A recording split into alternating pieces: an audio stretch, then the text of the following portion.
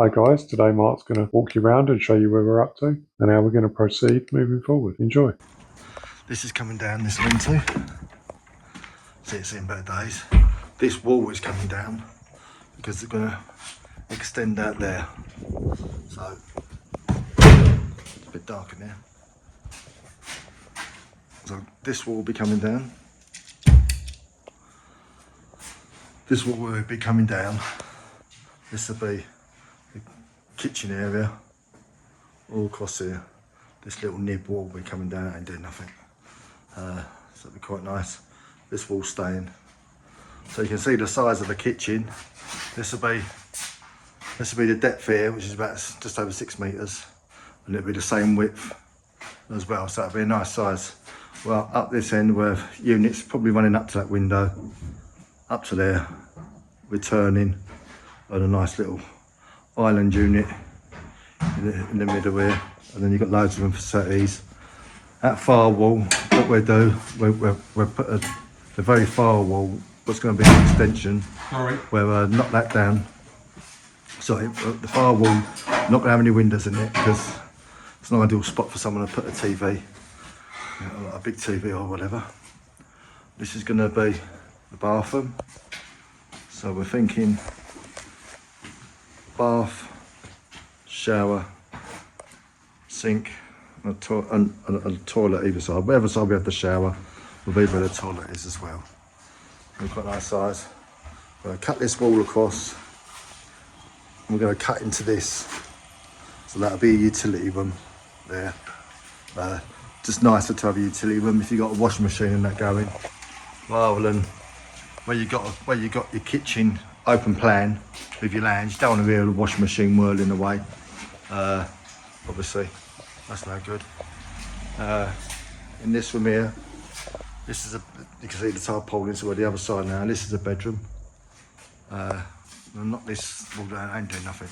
Ain't no bearing on nothing. That's the low bearing wall. You can see how that's the low bearing wall. If you look up there, you can see the joists.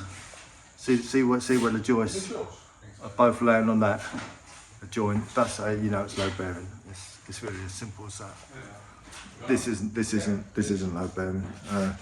There's a wardrobe the other side of that. There's a doorway the other side of that for a wardrobe. So this will be the one where we block this window up, and the window will be on the side here. Quite a nice size bedroom, really.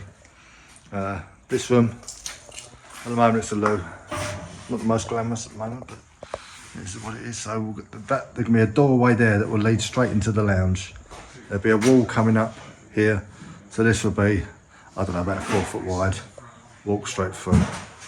Obviously, the toilet and the bath and everything will be moving into there. This is another bedroom. Downstairs, that's where that other wall is. That window's going because the garage is coming forward, but you've still got a lovely big window here for a bedroom. Again, nice size. Nice size bedroom. This wall will be coming down and moving over. Probably about 450, 500, something like that. So to take the staircase out in the hall, which is the other side here. So the staircase will go up there, up to here, and yeah. This is another bedroom. It's where all the action happens. This is another bedroom. We're thinking about an ensuite here. You can see we're taking the plasterboard down, so you can see the size of the loft. We're putting the dormer up there. That's where the chimney stack came down up there. You can see where the chimney stacks come down. Hard work that. But the loft's probably about almost 10 metres across, and it's going to be about 5.5 metres deep. So you're going to have 2 bedrooms up there and a bathroom. All right. So yeah, that's the plan of action. See how we execute it. Thanks a lot.